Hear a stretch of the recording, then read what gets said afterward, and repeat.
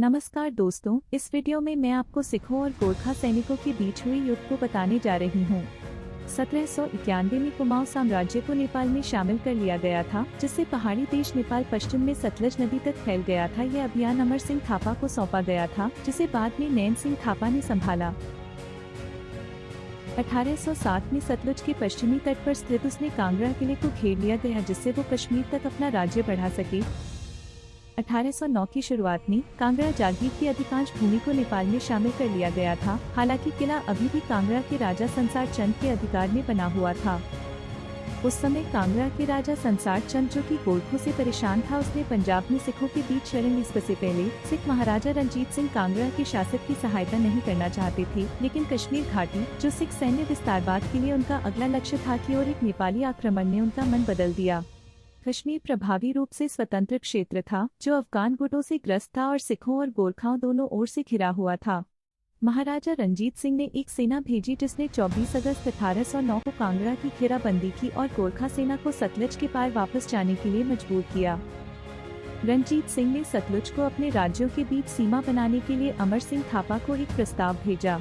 थापा ने काठमांडू दरबार को प्रस्ताव भेजा। उस समय का नेपाल का राजा भीमसेन था, जिसने प्रस्ताव अस्वीकार कर दिया। नेपालियों ने ब्रिटिश ईस्ट इंडिया कंपनी से ब्रिटिश हथियार प्राप्त किए और नेपालियों ने सिखों से लड़ने का फैसला किया। महाराजा ने मार्च 1809 में कांगड़ा अभियान से दीवान मोहकम चंद को वापस बुला लिया और उन्हें फिल्लौर पहुंचने का निर्देश दिया।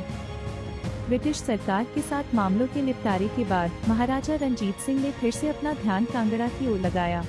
गोरखा जनरल अमर सिंह थापा कांगड़ा घाटी में राजा संसार चंद के खिलाफ काफी समय से युद्ध कर रहे थे और उन्होंने कांगड़ा के किले को घेर लिया था।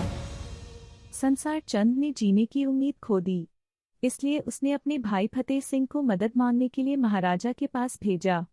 महाराजा ने मदद के बदले में कांगड़ा के किले पर अधिकार करने की मांग की, जिस पर संसार चंद ने हामी भर दी। महाराजा पूरी तैयारी के साथ निकल पड़े और मई के अंत तक एक अपेक्षाकृत छोटी सेना के साथ कांगड़ा पहुंचे। सभी सामंती मुखिया अपनी अपनी सेना के साथ उपस्थित थे। उस समय नेपालियों के पास लगभग 10,000 अनियमित घोड़े और पैदल थे। सिख, जो कि कांगड़ा के पहाड़ी इलाकों के मार्गों से अच्छी तरह परिचित थे, उन्होंने पहाड़ी प्रमुखों मार्गों को बंद कर दिया, जिससे गोरखा सेना को राशन मिलना बंद हो गया। इसके बाद अमर सिंह थापा ने महाराजा रणजीत सिंह को एक पत्र भेजकर उन्हें आत्मसमर्पण करने के लिए कहा और नए किले को अपनी सेना से रखने और गोरखाओं को कश्मीर पर कब्जा करने देने के लिए कहा। रणजीत सिंह ने स्वीकार नहीं किया। अब क्योंकि गोरखा सेना के आपूर्ति मार्गों को सिखों ने बंद कर दिया था, जिससे गोरखाओं का खाना समाप्त होने लगा। कुछ हफ्तों के बाद गोरखाओं ने उनके घोड़ों और ऊंटों को खाना शुरू कर दिया, जिससे हैजा बढ़ने लगा और चिकित्सा आपूर्ति की कमी के कारण कई गोरखा सैनिक मर गए। मौत से पहले अपनी आखिरी लड़ाई के पागल उन्माद में गोरखा बिना योजना के सिख सेना से लड़ने चल दिए और गोरखाओं ने गणेश घाटी पर आक्रमण किया। सिखों ने गोरखाओं पर अपनी बेहतर तोपें दागी, जिससे हजारों गोरखा सैनिक मारे गए। उनके धनुष, तीर और बंदूक सिख तोपों से मेल नहीं खा सकते थे। तोप का बारूद समाप्त होने के बाद 1000 सिख घुड़सवारों ने गोरखाओं पर हमला किया, जिनमें से गोरखा सैनिकों ने उन सभी सिख घुड़सवारों को मार दिया। उसके बाद नैन सिंह थापा की शेष सेना गुलेर किले में पहुंची। महाराजा ने उन्हें गुलेर से बाहर खदेड़ने के लिए एक उपयुक्त समय पाकर एक हमला किया और किले के सामने लगभग 1 मील की दूरी पर उनकी स्थिति पर कब्जा कर लिया। घमासान युद्ध छिड़ गया।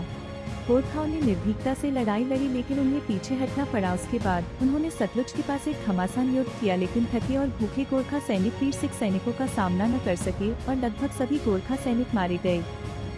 इस युद्ध में लगभग 16,000 गोरखा सैनिक और 1,000 सिख सैनिक वीरगति को प्राप्त हुए थे। इस युद्ध में सिखों की विजय का प्रमुख कारण महाराजा रणजीत सिंह की कुशल युद्ध नीति थी, जिसकी वजह से सिख सेना का बहुत कम नुकसान हुआ और इस हार की वजह से नेपाल का प्रभुत्व हिमाचल और कश्मीर से खत्म हो गया।